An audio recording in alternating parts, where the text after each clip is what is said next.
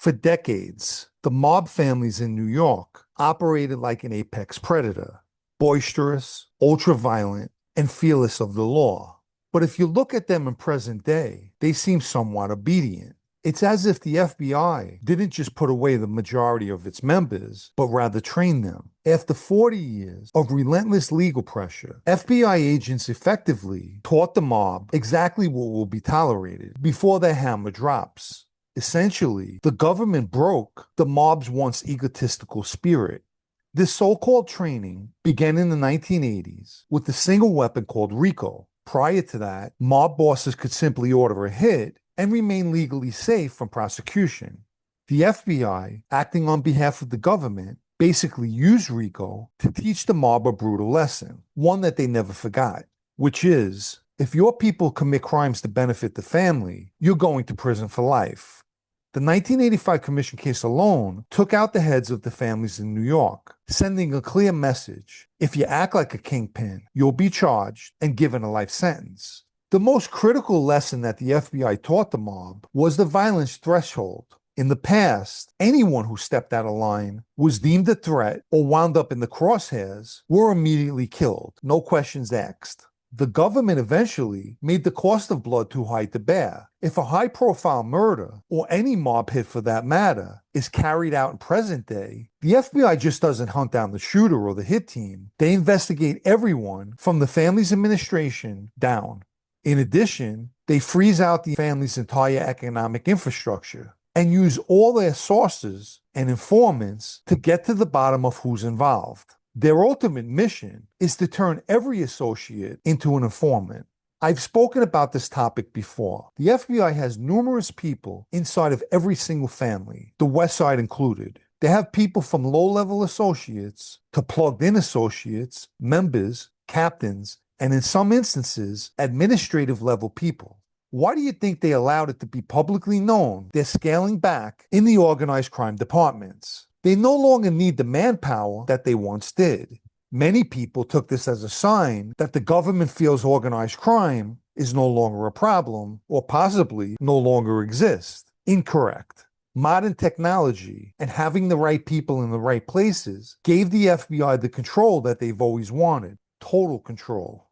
The FBI engineered a culture of total paranoia. Handing out indictments and prison sentences is their MO. Think about it. In every aspect of life, it's best practice to know thy enemy. Wise guys understand their enemy as well, the FBI. They know that they offer people facing an indictment or a prison sentence a way out, cooperating.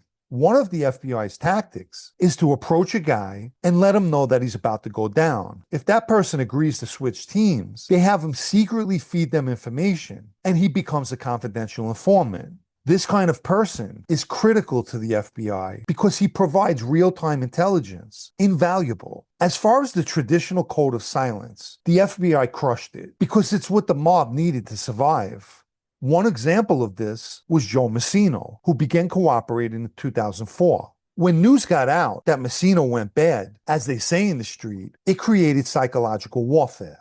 He was the official boss of a family cooperating with the government, which gave big bragging rights to the FBI and consequently caused the mob to fear each other. If you can't trust the boss of your family, who could you trust? Everything spoken about so far is the reason behind why modern mob meetings are pathetic compared to the past. Bosses using walk-in freezes to whisper to one another, leaving their phones with underlings blocks away because they're paranoid of being detected, is what it's come down to. And yes, they have come up with a few creative ways of meeting, but at the end of the day, those creative ways were not successful enough because the FBI is aware of all their efforts of avoiding detection. Over and above that, they know what they're talking about. Stop and think about that. These are essentially modern-day commission meetings that they might as well have uploaded to YouTube or Instagram. So what does this all mean? It means a great deal, and it's a display of just how damaged and fractured the mob is currently. The mob in New York is by no means completely extinct, but as mentioned, it has been thoroughly tamed.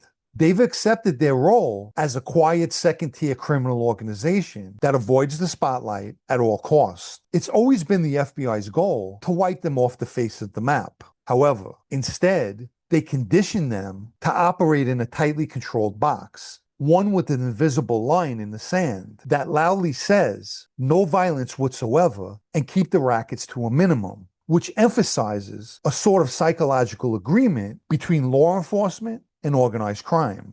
Traditional violence instantly triggers federal racketeering investigations, so the family captains of 2026 are more like corporate compliance officers. Today's disputes are settled quietly, efficiently, and often through intermediaries. There's very little drama, no shouting or cursing, and beefs are handled with strict diplomacy by everyone involved. The mob of today wants all those beefs squashed ASAP. This is in order to prevent any law enforcement attention. They don't want it. Families like the West Side and the Gambinos have set that low-key tone. They're the templates. Those ruthless days of the 80s and 90s, where dropping bodies in the street was the end-all conclusion, are long over. This enforced pacifism fundamentally broke the mob's image. Every wise guy knows one single bullet could mean the end of his freedom, as well as the members of his family. More essentially than the understanding of its members, the bosses know what any violence means for them. The administration of a family are pocketing big money. They obviously live well and good lives. So who would want to give all that up? Most of these guys spent time in prison and know how miserable of an existence prisons are. It's a shitty environment to find yourself in. Trust me, I speak from experience. From my time as a Lucchese member and a member of the mob itself, the one thing I learned was they did what they wanted, made no excuses, and bowed down to no one. I'm sure many would agree, all good qualities when it comes to being a man, and even greater for a group of men. Back then, if someone were to tell me the FBI would have the mob in check, I would have told them that they were out of their minds. But as the years gone by, this seemed more and more evident. Let me just state, in no way do I think people in the mob are cowards. They just finally came to their senses. Here's why. The Michael Mellish hit made believers out of many people, because when the dust settled, the entire Lucchese administration went down, and that was over a decade ago. If you haven't liked this video yet, please take the time now and give it a like, as it helps with YouTube's algorithm. Anyone who'd like to show their appreciation for videos like this, or more importantly, help me to continue making them, you can donate with the Super Thanks icon down below, or through the PayPal Cash App links in the video's description. Let me quickly mention my blog, also called Sitdownnews, especially for those of you who still enjoy reading. The site can be found at sitdownnews.com and is a paid subscription.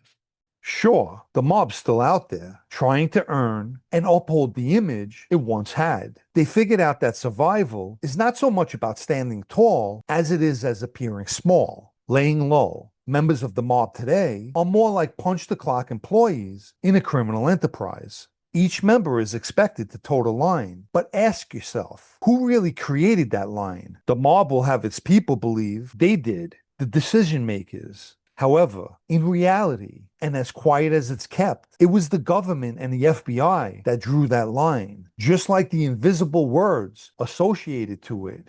If you act up, we, your federal trainers, will put you right back in your cage.